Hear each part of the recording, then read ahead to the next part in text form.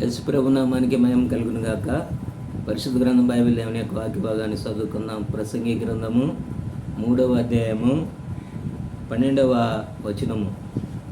కావున సంతోషముగా నుండుట కంటెను తమ బ్రతుకును సుఖముగా వెళ్ళబుచ్చుట కంటే శ్రేష్టమైనది ఏదియో నరులకు లేదని నేను తెలుసుకుంటుని.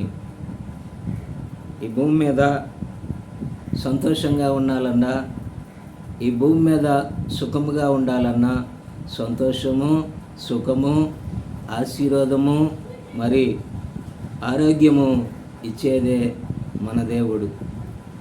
భక్తుడైన ప్రసంగి సొలొమోను అంటున్నాడు ఏమని?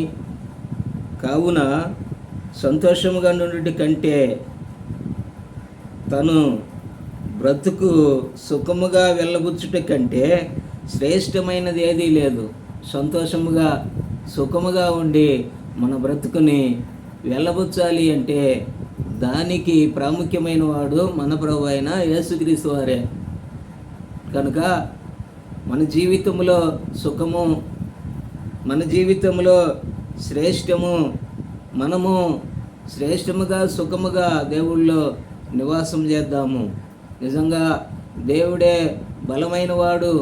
ఆయన దగ్గరే మరి శ్రేష్టమైన ఆశీర్వాదములు దీవెనలు ఉన్నాయి కాబట్టి ఆయన్నే సంపూర్ణంగా నమ్ముకుందాము. ఆయన మార్గంలో ముందుకు నడుద్దాము. విశ్వాస జీవితంలో అత్యధికంగా శ్రేష్టమైన మన జీవితంలో మన బ్రతుకు వెళ్ళబుచ్చాలి అంటే దేవుణ్ణి నమ్ముకుందాము, ఆయనలో జీవిద్దాము. అప్పుడు మన యొక్క బ్రతుకు, మన జీవితం అంతా కూడా సంతోషముగాను శ్రేష్టముగాను మార్చబడుతూ ఉన్నది దేవుడి బిడ్డలారా. కనుక విశ్వాస జీవితంలో దేవుణ్ణి సంపూర్ణంగా ఆరాధన చేద్దాము, దేవుణ్ణి నమ్ముదాము.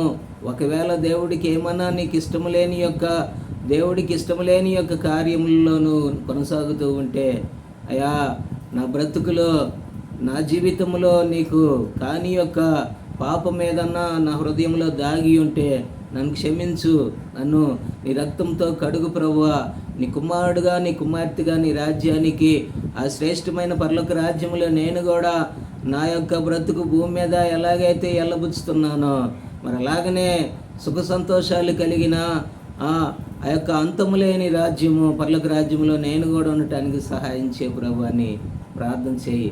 ఆ ప్రార్థన దేవుడు వింటాడు.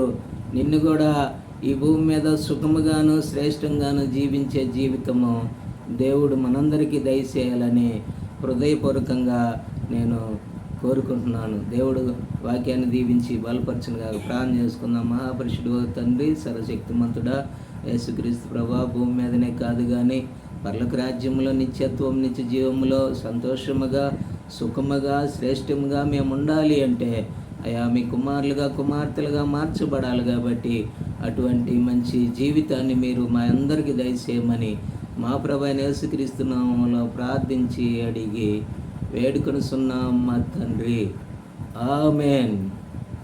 దేవుడి బిడ్డలారా, వీడియోని లైక్ చేయండి, షేర్ చేయండి. ఆమేన్.